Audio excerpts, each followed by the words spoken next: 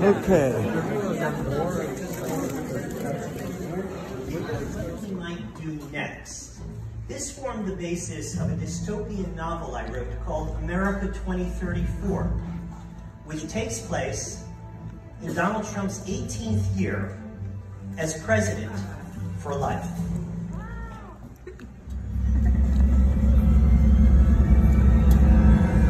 Trump's dictatorship? I thank you for hearing this urgent warning from the year 2034.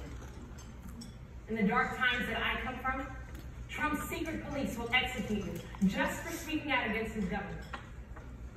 You, the young citizens of 2020, are the only hope that we have left for our future.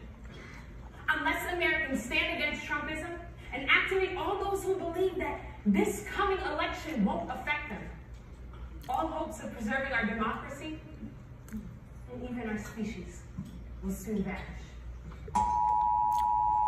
This is the National Emergency Alert System. We interrupt this program for an emergency announcement by the President of the United States, Donald J. Trump. My fellow Americans, our country is under attack.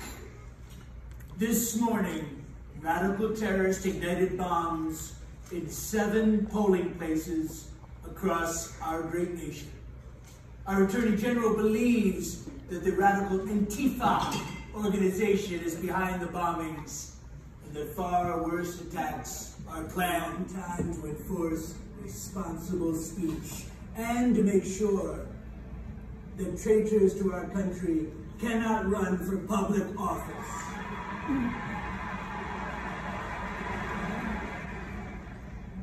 Our Justice Department finally has the power to shut down the fake news like CNN and the Washington Post. Oh. Yes, and what about all those other haters poisoning minds, young minds at universities, right? And what about the loudmouths on the internet who think they can say whatever they want, right? Our Homeland Security Army has the budgetary and the legal authority to finally do its job without restrictions from criminal coddling judges who would criticize it. Instead of building it up, they would tear it down. Of course, we still have the right to bear arms for our specially trained militias who are part of our corporations, of course, loyal to our government, but no longer for illegals and criminals who would tear down our rule of law. Our great government now has the legal authority to enforce our brave new Constitution. We will show zero tolerance for those unwilling to stand for America first. Stand with us, and you will stand strong. This future is impossible. I urge you to consider the 1932 German election, which brought Adolf Hitler to absolute power with 33% of the popular vote. Germans laughed at Hitler's stupidity. They thought that his tirades, that his vengeful rants, that his hate-mongering were merely political postures. They were wrong. We are better than Donald Trump's America. We are better, and we deserve better. And a part of activism, yes, one of the tools of activism is voting. But voting is just a tool and a part of activism. I know a lot of younger people say, why should we vote? My vote doesn't count.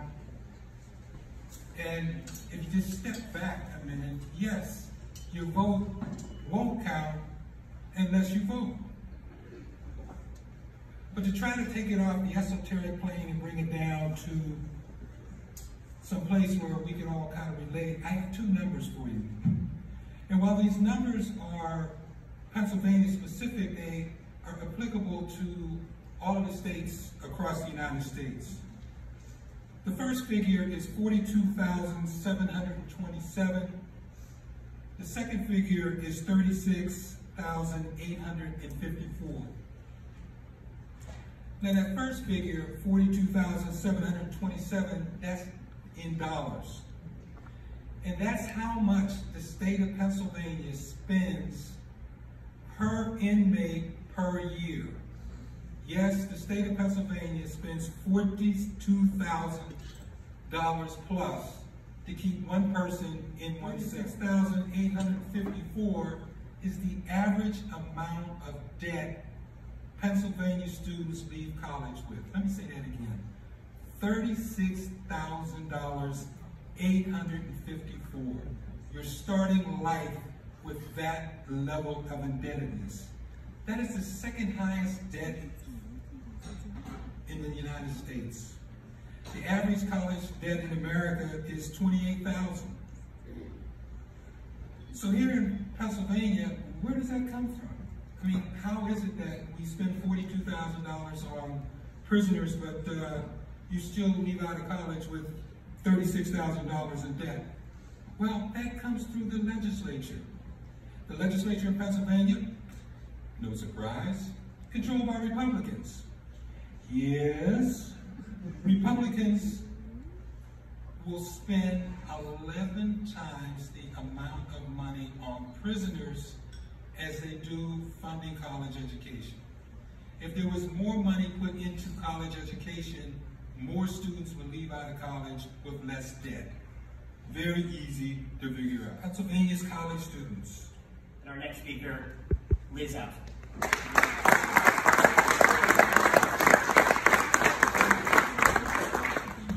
I'm so glad that, Lynn, you spoke about the impact of student debt here also in Pennsylvania.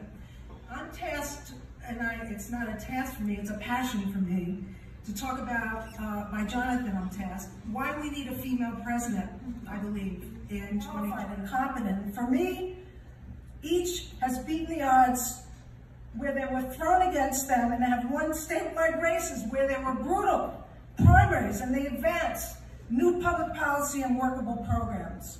But understand this, it's not that the male candidates are bad, and I respect several of them. It's just that I believe that in this case, Warren is a better advocate, and she has the depth and know-how, the guts, and the intelligence to put forward social, domestic, and international policy. And by the way, you know, research shows that electing women in this country to political office improves governments and what governments do. We know that women, not only in this country, but in the world, who are parliamentarians, prime ministers, tend to get more work done for their constituents.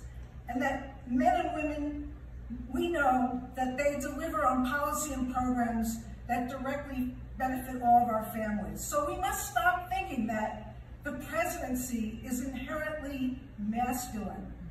Do you know that with 45 male presidents in a row, isn't it about time that we give a qualified woman a chance?